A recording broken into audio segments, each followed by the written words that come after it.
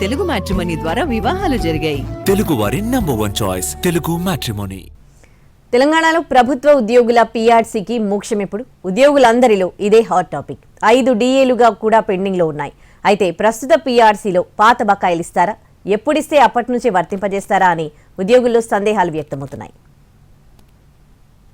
ఉద్యోగులు, ఉపాధ్యాయులు, పెన్షనర్ల వేతన సవరణలకు సంబంధించి పీఆర్సీ నివేదికపై ఉద్యోగులకు ఎదురుచూపులు తప్పడం లేదు. ప్రభుత్వం మారడంతో పీఆర్సీ వస్తుందని ఆశగా ఎదురుచూసిన ఎంప్లాయీస్కు 15 నెలలుగా నిరాశే మిగిలింది.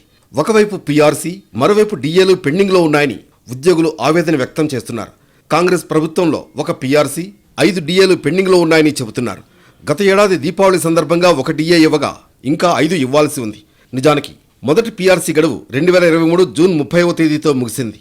2023 జూలై 1 నుంచి రెండో పీఆర్సీని ఇవ్వాలి. అయితే కమిషన్ రిపోర్ట్ ఇచ్చేందుకు సిద్ధమైనా అది ప్రభుత్వం దగ్గరకు రాలేదు. దీనికి చాలా కారణాలు ఉన్నాయంటున్నారు ఉద్యోగులు. రాష్ట్ర ప్రభుత్వం ఆర్థిక ఇబ్బందుల్లో ఉందని, సరైన సమయంలో ఉద్యోగుల పీఆర్సీ, DAలు ఇస్తామని ప్రభుత్వం చెబుతోంది. హామీలు ఒక పక్క, ఆదాయాన్ని సమీకరించుకోవడం మరో పక్క, ఇలా సర్కార్ సతమతమవుతోందని ఉన్నతాధికారులు చెబుతున్నారు. ఈ నేపథ్యంలో ఫిట్మెంట్ ఆశాజనకంగా లేకపోతే ఉద్యోగ వర్గాల నుంచి తీవ్ర వ్యతిరేకత వ్యక్తమవుతుందని ప్రభుత్వ వర్గాలు భావిస్తున్నట్లు సమాచారం. అందుకే పీఆర్సీ తేనెతుట్టెను కదిలించడం ఎందుకులే అనే భావనలో ప్రభుత్వం ఉందనే టాక్ వినిపిస్తోంది. గత ప్రభుత్వం 2023 అక్టోబర్లో వేతన సవరణ సంఘాన్ని నియమించింది. ఉద్యోగ సంఘాల నుంచి ప్రతిపాదనలు స్వీకరించింది. సుదీర్ఘ కసరత్తు తర్వాత కొన్ని నెలల క్రితమే నివేదిక సిద్ధమైంది.